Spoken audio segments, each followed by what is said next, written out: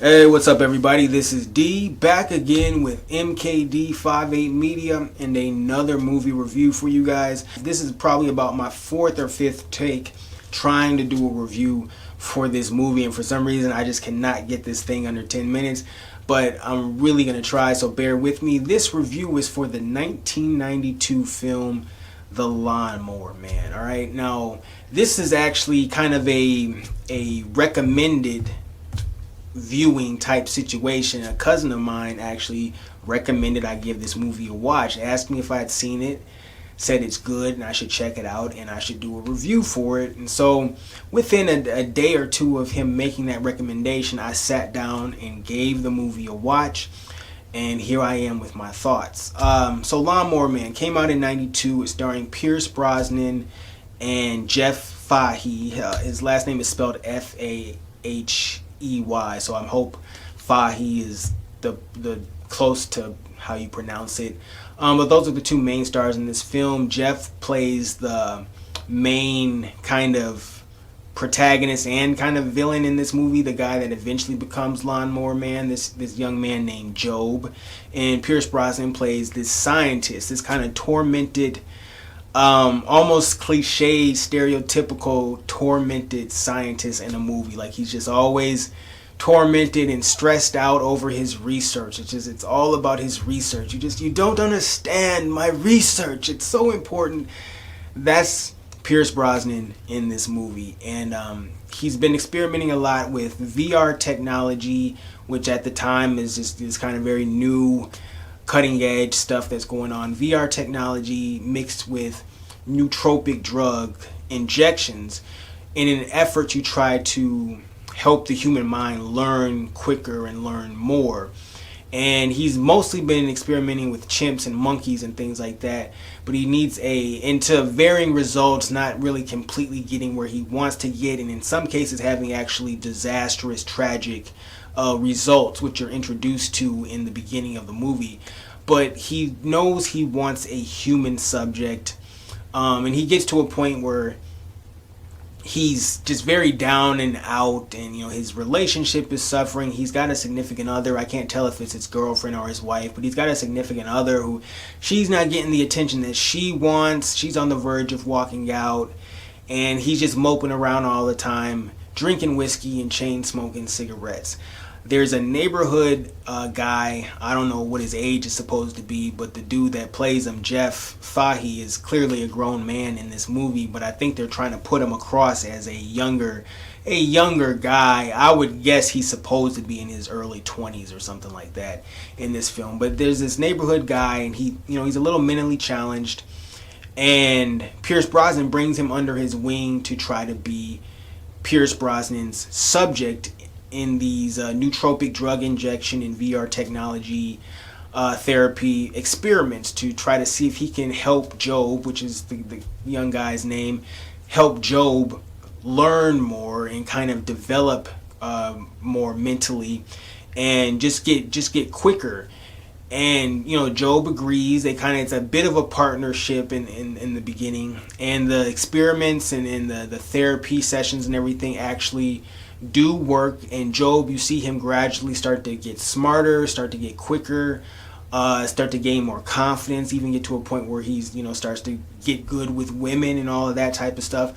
But he starts to get even more powerful, and as he gets more and more powerful, that power starts to corrupt him a little bit, and he starts to become on the verge of becoming a monster. Well, he actually does end up becoming a monster, to where he becomes a murderous threat to some of the people around him. And Pierce Brosnan is now trying to, along with some others, trying to rein this guy and his power in. And I'll leave it there in terms of the plot. I won't give away spoilers and all those types of things. But yeah, so this movie, it has a lot of nostalgic charm to it for me. Because of its age, obviously there's going to be a few things visually that just look a little goofy. There's a few things that, just because of the way they did things in terms of editing back in the day, that now looking at it, it's kind of, it's kind of goofy looking in certain spots. But none of it is enough to really take me out of the film. I was able to ride with this movie the whole way through and enjoy it and stay interested and intrigued.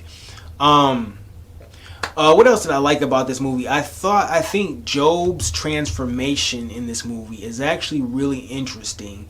Somehow the transformation manages to be both gradual and dramatic and believable all at the same time. And to me, the gradual dynamic and the dramatic dynamic are the two most kind of interesting parts because they're so conflicting in terms of how that would happen. And I don't know how it happened, but they fit that into the runtime. Like, it felt like a gradual change, but it also felt dramatic at the same time, and it was very believable. Like, I bought into it, and I think Jeff Fahey did a great job of kind of portraying this character.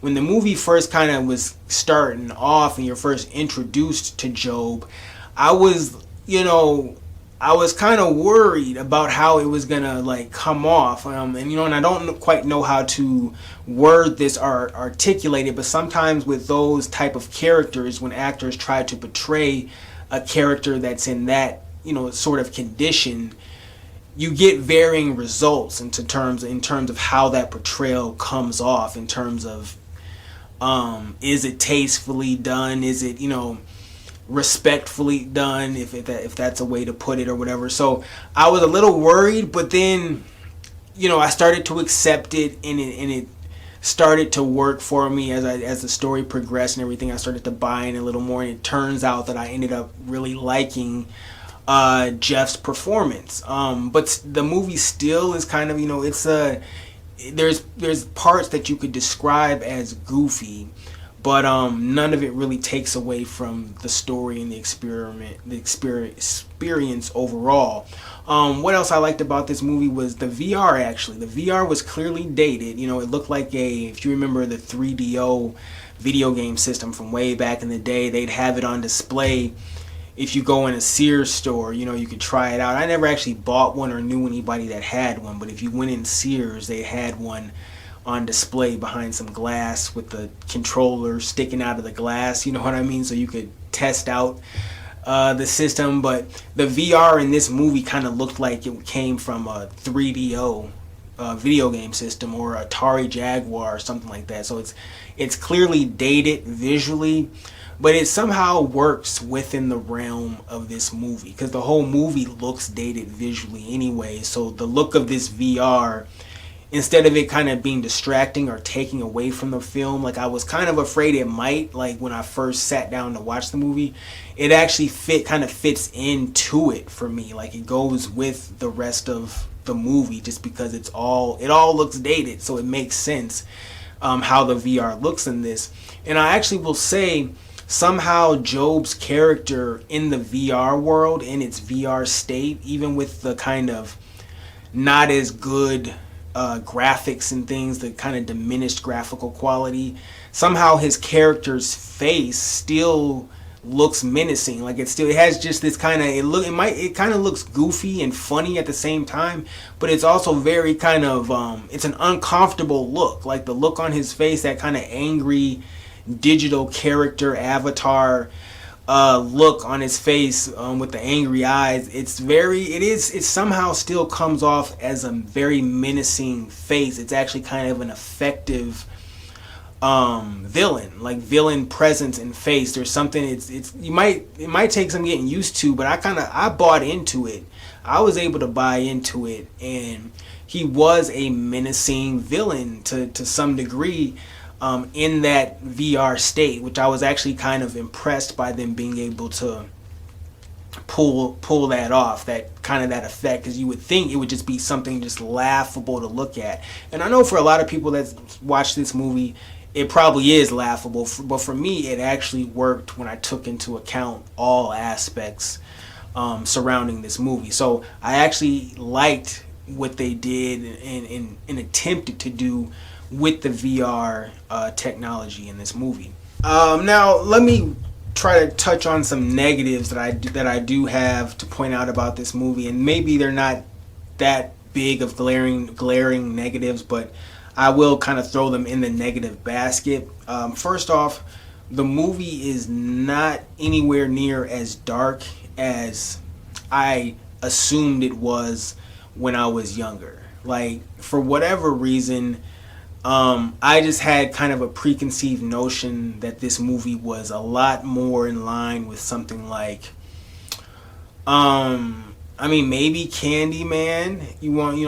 Candyman, maybe the first Nightmare on Elm Street. Just something along those lines. Even though we all know Nightmare on Elm Street is kind of fun, but it's still dark and gruesome, and could be considered disturbing to some if you really think about Freddy's true origin, and just all those different things, just some of the things that are actually happening to people or whatever. But this movie is actually a little bit more on the just kind of sci-fi thriller side of things, as opposed to the horror side, if I'm going to be completely honest with you.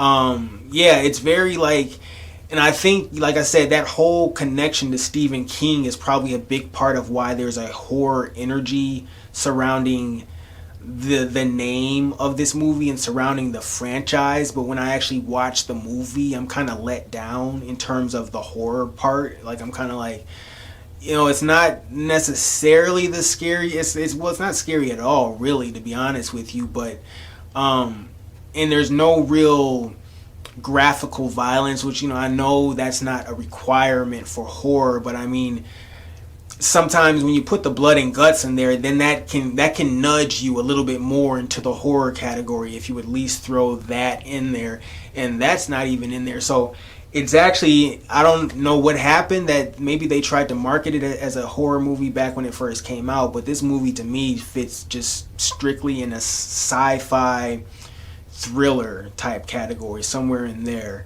And actually probably in more sci-fi than I even originally kind of even gave it credit for, or even thought it was going to be. But then when you really think about the subject matter, some of the setups in the movie, a lot of the scenes, things that are going on visually, this is very much a kind of sci-fi-ish type film. So the fact that it's not as dark as I thought it was is kind of a negative for me, because when it comes to horror, I'm looking for things to be dark and things to be in a certain kind of vein, and I had this movie pictured a certain way in my mind that it didn't quite turn out to be like, but it did turn out to be very interesting, and I'm very glad that I gave it a watch, because at least now I know kind of the truth, quote unquote, so to speak, about this movie, as opposed to just whatever my preconceived assumption was about it. So, and like I said, the low graphical violence, I thought this movie and this character was ripe for there to be some very graphic kills. And that, I saw the R-rated version. This wasn't a edited for TV version. This was the R-rated version, and there was just the most graphic moment in this. There's a guy that spoiler alert if you care about this, but there's a guy that shoots himself,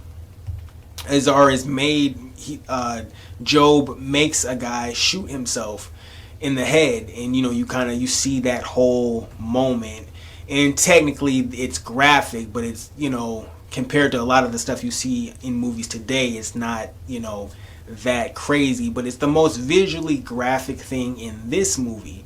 And that was really surprising for me. This movie is essentially rated R mainly for profanity, which I don't even notice too much in films, which just maybe that just shows how desensitized I am, but I don't notice profanity a lot in movies. So I was trying to figure out why this movie was rated R when it was over with, and and I started looking through everything, the parental, the shit that list out everything that might be objectionable in the movie, all the stuff for parent to be aware of, every moment of violence, every moment of profanity, and da-da-da-da.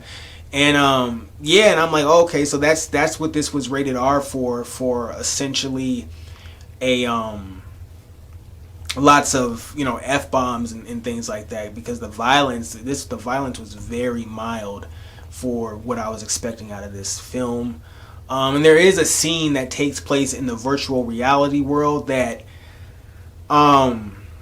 maybe that had something to do with this getting an R rating. I won't go into details about it, but I've seen it kind of described as kind of assaulty in a way. I'll just put it like that, like kind of like basically an assault of sorts, but it's in the virtual reality world, and it's not, I don't know, and I might have to rewatch the movie to really kind of zero in on how they kind of treat this incident within the film, because I didn't really perceive it as the assault that it was kind of being talked about in this article that I read. But maybe this scene in this virtual reality moment in the movie could have made it get an R rating, because they felt this was kind of a strong suggestion in this movie. But that's the only thing I can think of. But so yeah, low on graphical violence and just not as dark as I thought it was going to go.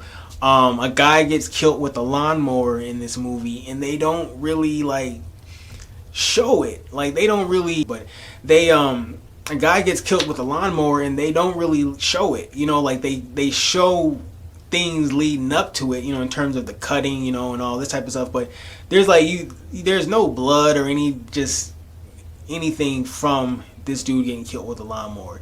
And then come to find out, upon doing some research about the movie, this scene with the lawnmower is like the only scene that's kind of close to something that Stephen King, who wrote the original short story, would have wanted in the movie. You know what I mean? Like my understanding is that Stephen King's short story had a whole lot more to do with like the lawnmower and stuff happening with the lawnmower and things like that, and you know whatnot. But yeah, so there was just a lot of kind of missed opportunities for kind of good, almost like iconic kills.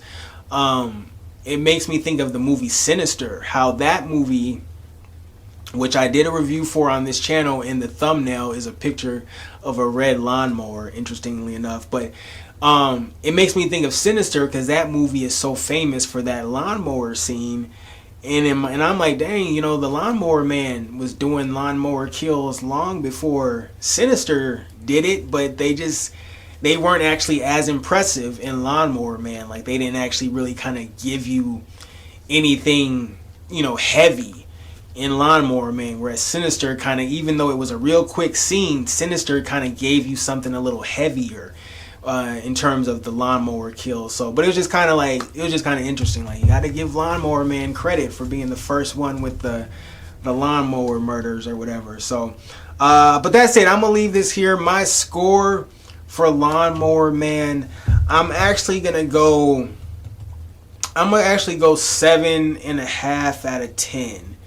Because it you know, it wasn't what I completely thought it was going to be in certain aspects, but it was still almost kind of better than what I thought it was going to be at the same time. Like, I actually enjoyed it, and it's actually a good movie and an interesting movie. It's just different than what I was expecting in a way, if that makes sense. So I think 7.5 is that's a good score for this movie. That's not bad at all.